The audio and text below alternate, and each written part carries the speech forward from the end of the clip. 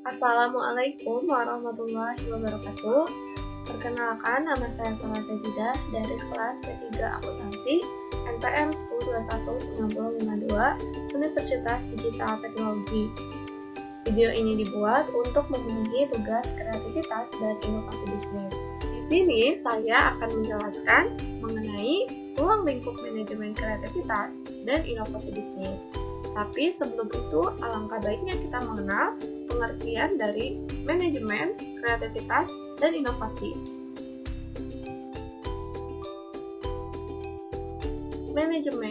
Manajemen adalah suatu kegiatan yang mengelola atau mengatur untuk mencapai suatu tujuan. Pada dasarnya, manusia itu tidak terlepas dari kegiatan manajemen. Karena dalam kesehariannya atau dalam kehidupannya, manusia selalu melakukan pengelolaan waktu dan pengelolaan terhadap dirinya. Inovasi. Apa sih yang dimaksud dengan inovasi? Inovasi dapat diartikan sebagai proses atau hasil pengembangan dan juga pemanfaatan pengetahuan, keterampilan, dan pengalaman guna menciptakan atau memperbaiki produk, di mana proses ini dapat memperbaiki nilai yang lebih berarti. Intinya, inovasi itu adalah memperbaiki sebuah produk yang nantinya akan memperbaiki nilai dari suatu produk tersebut.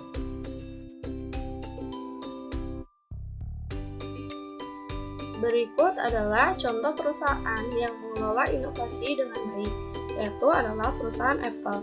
Sejak didirikan pada tahun 1970-an, Apple terus mengembangkan inovasinya, sehingga menghasilkan produk-produk seperti gadget, iPad, iPhone, MacBook, iMac yang diterima di pasaran. Kreativitas. Kreativitas adalah memikirkan sesuatu yang baru atau menghasilkan sebuah gagasan yang baru. Kreativitas sendiri merupakan sebuah potensi yang dimiliki oleh setiap manusia.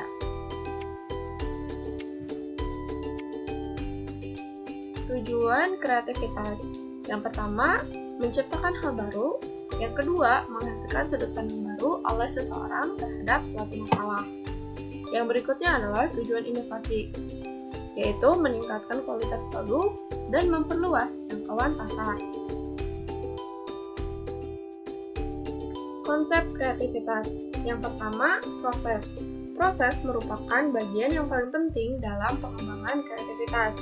Yang kedua, produk.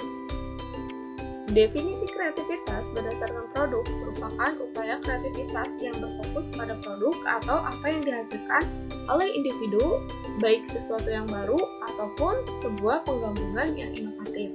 Yang ketiga, pribadi. Kreativitas dimulai dengan kemampuan individu untuk menciptakan sesuatu yang baru. Konsep inovasi. Yang pertama, inovasi produk, yaitu melibatkan pengenalan barang baru, pelayanan baru yang secara substansial meningkat. Contohnya, telepon genggam, komputer, dan lain sebagainya. Yang kedua, inovasi pendidikan. Inovasi juga berlaku dalam dunia pendidikan.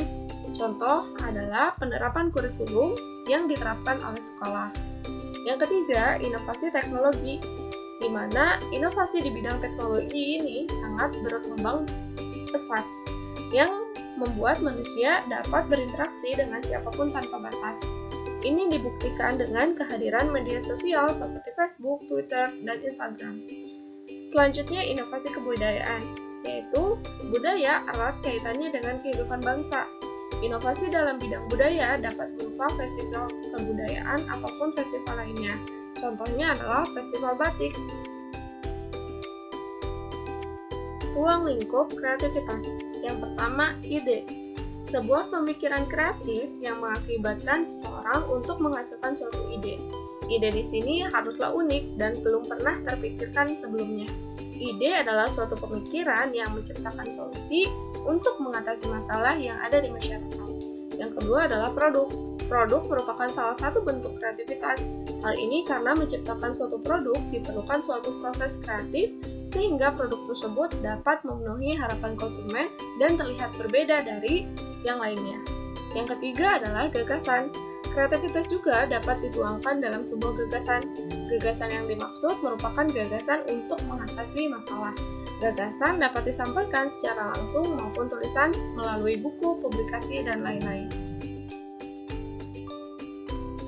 Lalu, bagaimana tahap pengembangan ide kreatif? Yang pertama, belajar.